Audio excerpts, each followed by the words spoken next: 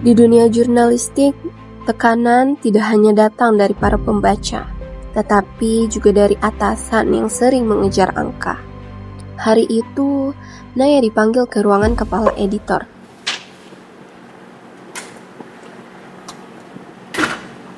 Naya, kamu tahu kenapa alasan saya manggil kamu? Tahu Bu, ada apa ya?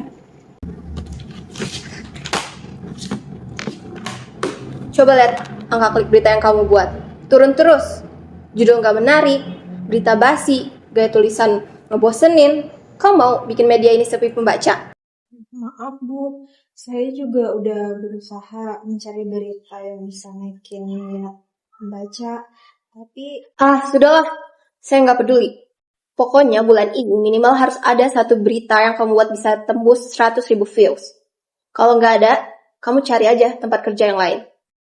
baik Bu, akan saya usahakan.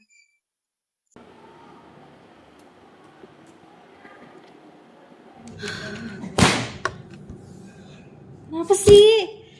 Kira cari berita gampang.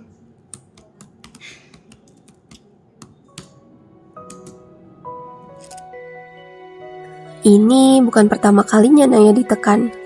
Tetapi dengan adanya ancaman pemecatan membuat situasinya semakin membingungkan. Naya frustasi dan terus merasa lelah. Baginya jurnalisme mulai terasa seperti perang, bukan lagi profesi yang mulia.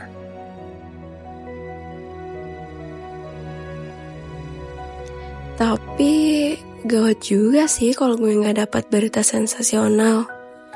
Bisa-bisa gue dipecat. Mau nyari kerja di mana lagi nantinya? Udah tahu sekarang lagi susah nyari kerjaan.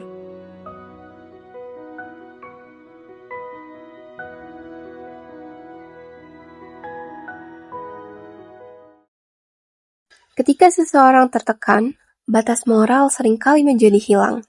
Pesan singkat dari seorang teman polisinya terasa seperti pintu keluar. Ia tidak bertanya apakah pintu itu aman. Ia hanya ingin segera melewatinya.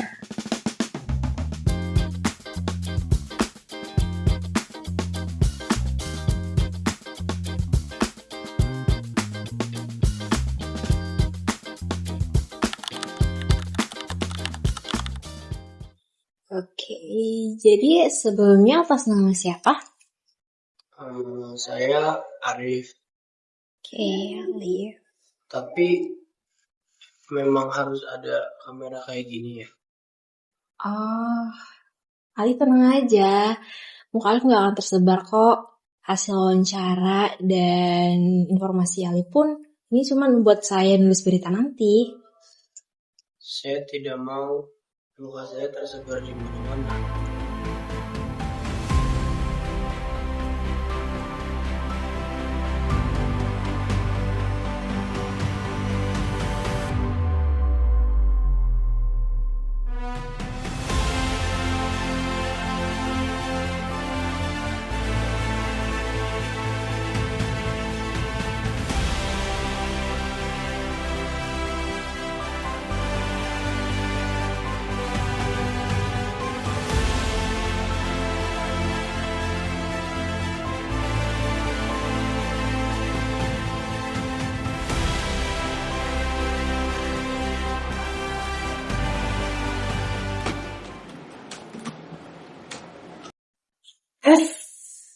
Selesai juga. Lumayan sih dapat berita eksklusif.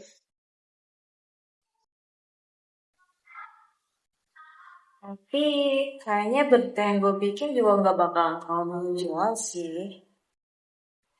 Dan gue harus minta izin ke kepala editor lagi.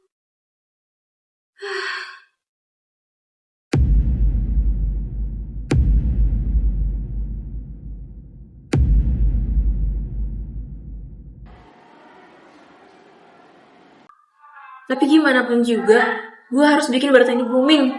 Ini cuma satu-satunya kesempatan gue. Dan disitulah batas pertama dilewati.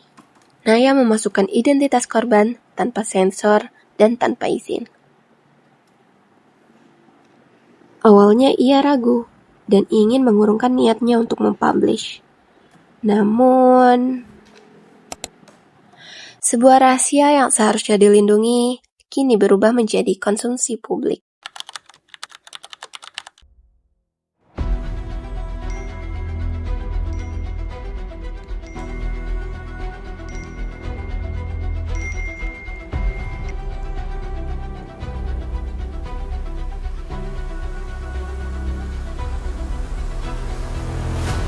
Di sisi lain, bukan hanya reputasi media yang sedang dipertaruhkan, tetapi ada juga seseorang yang harus menanggung konsekuensi dari kesalahan tersebut.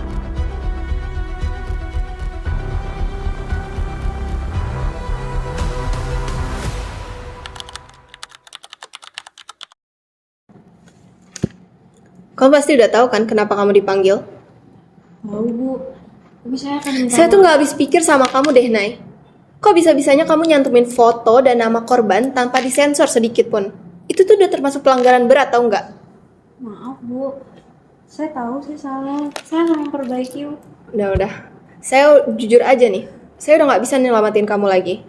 Cepat atau lambat, kasus ini bakal dibawa ke Dewan Redaksi Perusahaan. Dan selama kamu belum dipanggil, kamu akan disuspend sementara. Bu, saya mau beri saya kesempatan, Bu.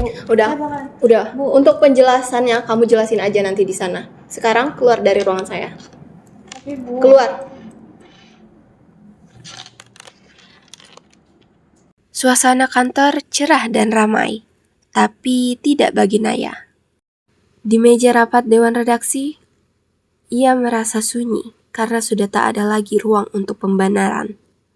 Aturan adalah pagar yang harus dijaga, dan pelanggaran Naya sudah terlalu jelas untuk diabaikan. Berdasarkan kasus yang sudah dilakukan Saudara Naya Cantika yang melanggar kode etik jurnalistik pasal 5 yang berbunyi wartawan Indonesia tidak menyebutkan dan menyiarkan identitas korban kejahatan susila dan tidak menyebutkan identitas anak yang menjadi pelaku kejahatan. Anda juga mengunggah foto korban tanpa persetujuan, membuat judul sensasional. Padahal, korban mencari ruang aman ketika ia diwawancarai oleh media.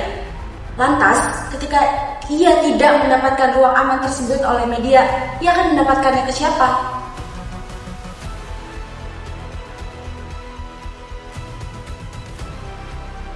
Baik, diputuskan dalam kasus ini sangat berdampak terhadap citra perusahaan dan Saudara Naya Cantika dinyatakan bersalah dan dikeluarkan dari perusahaan serta organisasi pers sepakat mencabut kartu kompetensi jurnalistik milik Naya Cantika.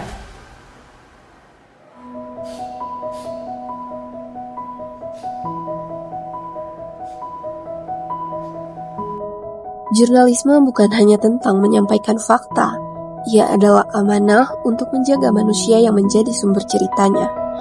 Jurnalisme sejatinya bergerak di antara dua garis, yaitu kepentingan publik dan perlindungan manusia.